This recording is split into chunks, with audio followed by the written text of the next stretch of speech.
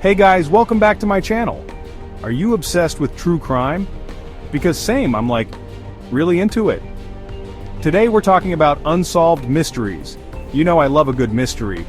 And these cases are like, next level creepy. We've got disappearances, weird photos, haunted hotels, all the good stuff. So like, buckle up, because this is gonna be intense. And don't even think about skipping to the end, because the last case is gonna blow your mind. Our first case takes us all the way back to 1988 in New Mexico. Picture this. It's a sunny September morning, and 19-year-old Tara Calico is heading out for her daily bike ride. She's a college student, loves listening to music, totally normal life, you know? But this time, she doesn't come back. Her mom starts to worry, calls the police, and everyone's freaking out. They search everywhere, but there's no sign of Tara. It's like she vanished into thin air. Okay, get this.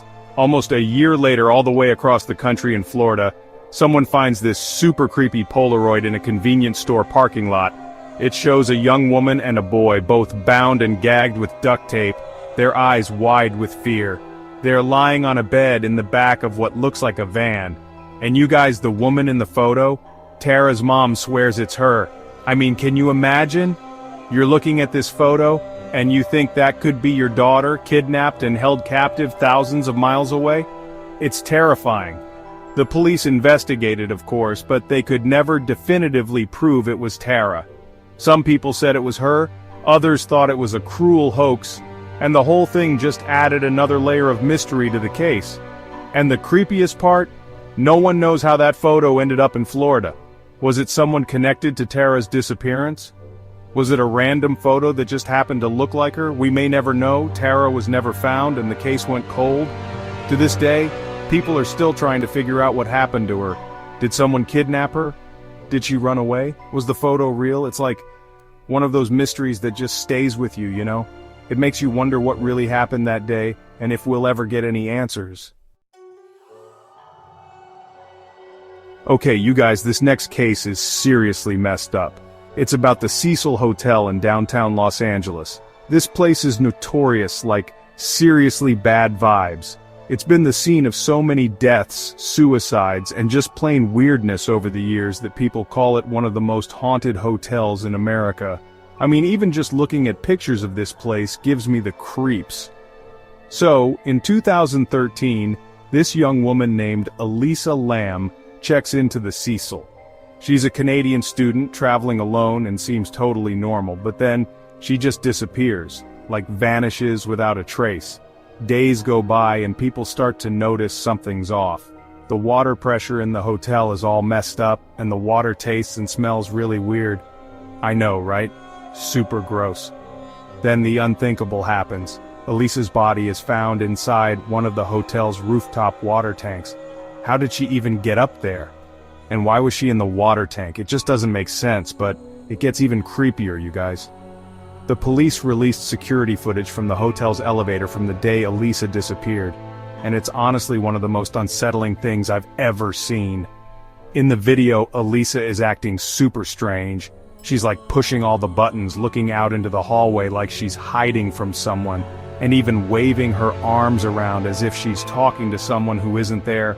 It's seriously disturbing. Some people think she was having some kind of mental breakdown, while others believe she was being chased or even possessed by something sinister in the hotel.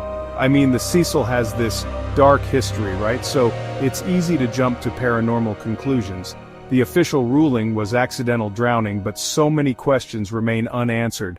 What was Elisa doing in the elevator? Why was she acting so strangely? And how did she end up in a sealed water tank on the roof? The Cecil Hotel closed down a few years ago, but Elisa Lam's story continues to fascinate and frighten people. It's a reminder that sometimes, even in the heart of a busy city, darkness can lurk in the most unexpected places. Chapter 3. The Disappearance of Maura Murray. This last case is one of the most baffling disappearances I've ever heard of. It's like, 1 minute someone's there and the next they're gone with literally zero trace. So it's 2004 and we're in New Hampshire. Maura Murray, a 21-year-old nursing student, crashes her car on a snowy road.